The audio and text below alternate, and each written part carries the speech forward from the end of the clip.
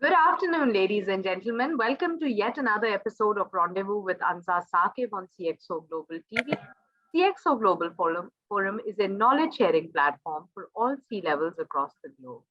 We take massive pride in contributing to the knowledge economy with our League of Extraordinary Thought Leaders. Today as well, we've got a very extraordinary gentleman with us. His name is Mr. Ahmed Javaid, and he is a cybersecurity strategist and an advisor for many years now. He has a lot of experience.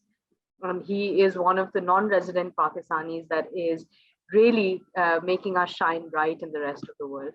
Welcome to the show, sir. Thank you very much, Anza. It's nice to have me here. The pleasure is all ours. So please tell us about your professional journey so far, highlighting some of your most recent accomplishments. Bismillah ar-Rahman ar-Rahim. First of all, I would like to thank you, the CxO Global, and your good self to having me here. And based on that, I would definitely love to share my experiences. So I started my professional journey back in 2002 from Kuwait.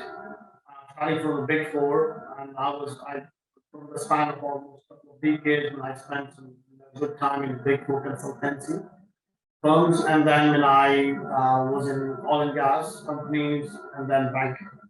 So these days, when I'm driving a cybersecurity consulting solutions business in Qatar, and developing a big team, and expanding currently to include the emerging technologies as well. Right. That's lovely and very encouraging to hear. Sir, I will encourage you to perhaps move a little closer to the microphone because we keep losing your voice halfway through. Right. That's much better. Thank you very much. Right. So we would like to know if you could walk us through your work on a day-to-day basis. What does your work entail? You could elaborate a little more. Yeah, so when working in a directorial capacity is always like it looks flashy from outside, but it's very challenging when you need to lead the teams of the senior professionals in the ground, and especially when the type of business I am in the consultancy, when we have to deal with a lot of challenging customers as well. So I spend most of the time, having meetings with the customers. Which are primarily from the public sector, the big large ministries, as well as some manufacturing oil and gas companies as well. And I lead the team of more than a dozen professionals here, comprising of the senior cybersecurity consultants, strategists, and post-sales, cybersecurity engineers. Right. Now, moving on. We know that you have a lot of experience with digitization and e-governance. We've seen you consult to many different countries and governance in the Middle East as well. How do you see the digitization and e-governance ecosystem in Pakistan? Is there an enabling environment? What are some of your policy recommendations? I think from past couple of decades, the way we see because the technological evolution due to the new technologies and the cloud, in particularly the cloud adoption, has actually transformed the way we do the business. And when we look from the digital transformation journey, especially in the public sector in Pakistan, then that has actually still considered to be a slow in pace, but need to be the speed needs to be picked up. But there are multiple sectors such as education industry and the manufacturing textile industry. They have taken up serious initiatives in terms of adopting the new technology, leveraging the best the features of it to maximize the productivity. Of course, all of these new technological adoptions needs to be regulated in a way that we best utilize in the economy, such as one is the blockchain or cryptocurrency. Of course, the relevant regulatory bodies need to regulate these technology in order to utilize for the corporates, for institutions to utilize or use these technologies for the best benefit of the economy. Now, so that's how Pakistan government has actually taken initiative of ensuring the cyber security around these governance systems used by the the government institutions, and they have recently launched or published the cybersecurity policy as well, which is a very positive initiative, and it covers a quite comprehensive array of cybersecurity controls to ensure to protect the technological infrastructure from malicious behaviors and their attacks. So I think it's a very positive thing, and I look with many more to come in the near future. Right, inshallah. We're hoping for that kind of progress as well. But since your expertise are in cybersecurity, and you just mentioned the National Cybersecurity Policy, we've been seeing a reduction in cyber crimes, at least starting 2022. However, we do see a lot of allegations on political parties for manipulating numbers online, and there are a lot of bots that are in question. So do you think that by virtue of this, any body in Pakistan, even the corporate sector, can just make advantage? So whoever has the most money can invest into these bots and dictate their own narrative. The thing is, when we need to primarily understand the nature of the technology we are dealing with. Every technology brings its own risks.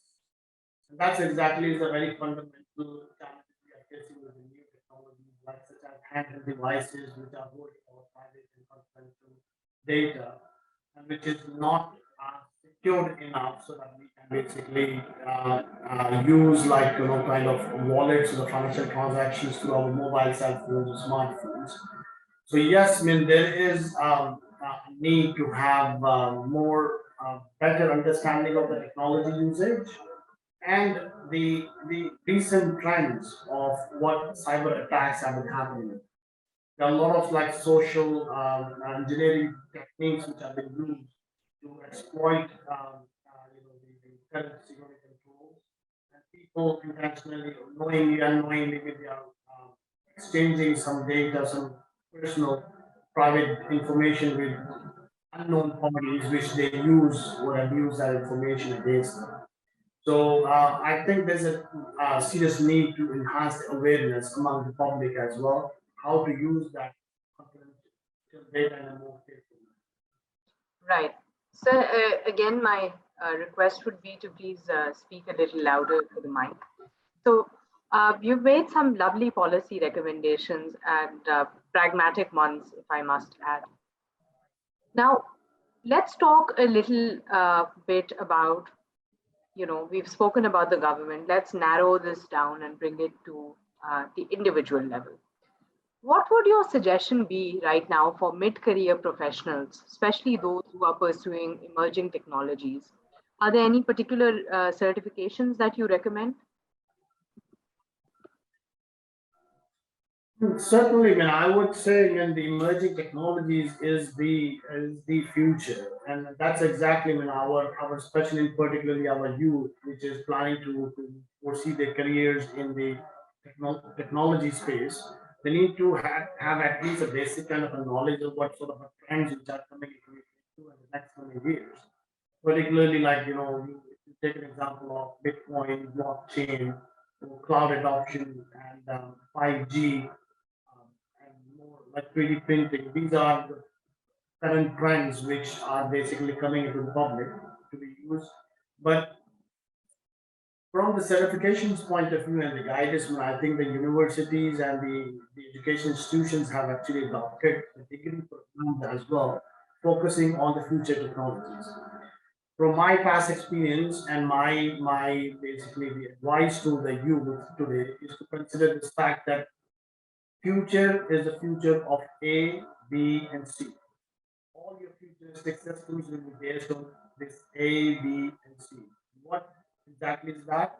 A is for artificial intelligence, B is for big data analytics and blockchain, and C is for cloud and cybersecurity. It's Brilliant. so simple to memorize. Brilliant. Right. Exactly. So easy to memorize, and that any futuristic system will be basically comprising of these base technologies, which all of the youth and the future upcoming engineers and the technologists needs to understand about it. And then once they get the basic foundation knowledge about these technologies, then they go out there in the market to sell their services to the industry focused business solutions. So as far as the certifications are concerned, there are a lot of like array of certifications which are available. That's cloud related, blockchain related, and so on. So first, it is important for anyone, an individual, to understand which track of specialization he has to opt.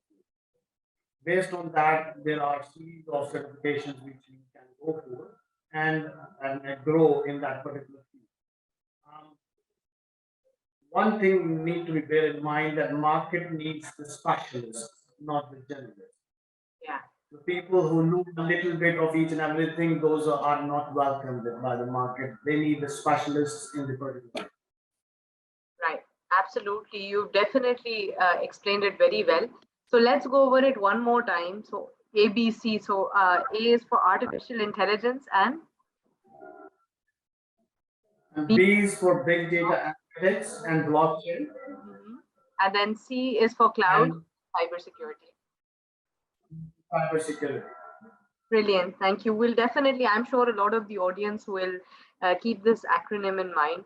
And I particularly liked how you pointed out that the market needs more specialists and less generalists now. However, I speak to a lot of senior professionals, mid-career professionals on a daily basis, and we, unfortunately, I have heard that there is this general concern in the market that in the future, only the engineers or the data scientists, cybersecurity analysts will have their jobs secure. For anyone who has a degree in, let's say, marketing or sales, business development, or even finance for that matter, those roles will become obsolete. Do you agree with this statement? Even I agree to this statement up to some extent. Yes, I mean the whole world economy is transforming, and yes, the roles and the business needs are transforming into the new needs and the new norms. And yes, that's up when down the line from 5 to 10 years span of time, and I can see like a lot of roles which are being function today will be obsolete, and the new sort of roles will be evolved, such as data scientist, SEO, marketing analyst, and so on. So, the, but the thing is, the basic concept of science remains the same. That and because of the technological evolution, the way of doing business is basically is changing. Such as I'll give you a typical example that in a traditional world, the trust, developing a trust with your suppliers and a trustworthy relationships with your suppliers and the customers, you had to invest a lot of physical efforts to meet with them, to develop that relation. There's a human touch. But now, because of the technological means of delivering the business service, it's not that's the way of developing and implementing and maintaining the trust by by the technological enterprise is not the way it used to be. Right. So, so the technological, the digital trust is basically the confidence, the measure of that, the confidence which you can rely on your suppliers and customers in the digital economy. That's exactly what we need to understand for the future. The future needs are transforming, and we need to align with that in the direction of what emerging technologies are taking us towards. Right. Absolutely. Some very apt analysis. Now, moving on a little bit to your personal life. Now, What motivates you or inspires you to show up to work every single day? Sorry, the voice was not very well. Right. I said, so what Yes, yes. motivates you or inspires you to show up to work every single day? Yeah, so see, with everyone, and from my opinion, everyone has some role model in their life. So that becomes a source of inspiration for an individual. For me, when I'm like always been, was the opinion that the source of inspiration or motivation is basically from our national leaders. We have to actually identify the role model, which have actually have delivered the quantum leap successes for the nation and left a legacy for the nation. So when I see them, and I still like keep up the hope high, and that basically motivates me to do what I do every day. That by working in this profession, when I still can work for my country to raise the image, the, raise the soft image and improve the quality of the name and the name of my country and support my countrymen. So in the similar way, because we every countryman, every Pakistani is actually has to by definition is a good practicing Muslim as well. That's our identity. That's exactly takes us back to very fundamental question which every Pakistani should ask today: who are we? We are, and we should. What is our basically? If you take out the recent research is what happened is that everything you can take it back to the self-awareness. If we know from where we came and if we know who are we, I think sky is the limit and no one can stop us defining our destiny and working hard. This is what we learned from our national and our religious leaders, which are the emblem of success and the role models for us. That's the source of motivation for me. Completely understand. Right. So moving on, Mr. Ahmed Javaid. Now, I'm sure you encountered in maybe early on in your professional life or personal life, you encountered some mentors or maybe one or two people. So, who was your mentor? And if you don't want to reveal the identity, maybe what was that one piece of information that they gave you, and what is the importance of having mentors? See, I mean, that's exactly the same thing which I would like to mention that I mean, after I think the parents, if someone who doesn't have a good teacher, which is basically a mentor in life, I think then the person um, most likely will not be able to grow in life in terms of maturity. Having a mentor is almost I think more than important for everyone in the life to have that support of visualizing the life, the having getting a help to develop the vision for your life. So anyone without a vision in the life is like a train with no destination. So most of us, like unfortunately, are the passengers of a bus, which is being driven by a driver whom we don't know, and we don't know where he is taking the bus, which we are basically passengers. It's important to have a mentor who gives us the vigilance and that the sense of understanding that no, our life is in our control, we are in charge of our life, and we need to question the driver where he's taking us. We should not give away our control of our lives to someone else's hand. That's the purpose of the beauty of a mentor to give you that vision, the sense of purpose in the life. If the mentor is not doing that, in by my definition, he's not a mentor. Great thoughts there, Mr. Ahmed Javaid. Now, Unfortunately, we've run out of time for today's conversation, but it's been an honor and a privilege talking to you. Please keep contributing to the knowledge economy, and we hope to hear more from you soon. But before we sign off, I would like to ask you, what do you think is the utility of forums like CxO Global? Yeah, I'm one of the big fan of CxO Forum, and especially the team who is behind the success of this forum. And such forums are basically the reason of that success, which a lot of professionals like myself have mentioned. Because such forums gives us opportunity to network, gives us opportunity to share the knowledge, a lot of opportunities for learning, and of course, for any new business venture. I think any nation who doesn't have such kind of forums present in their economy, they cannot grow. They lays, lays down the very foundation of a new or modern way of a growth. I would say. And that's the credit goes to the CxO Global in a very clear way. Thank you very much for the kind words and the amazing feedback. Stay tuned, and we hope to see you soon. Thank you very much. Thank you very much. Ladies and gentlemen, that will be all for today. But stay tuned as well. We will be joined again next time by a very special guest, another thought leader. So please keep us updated with your comments and feedback. We look forward to them, and keep watching CxO Global TV.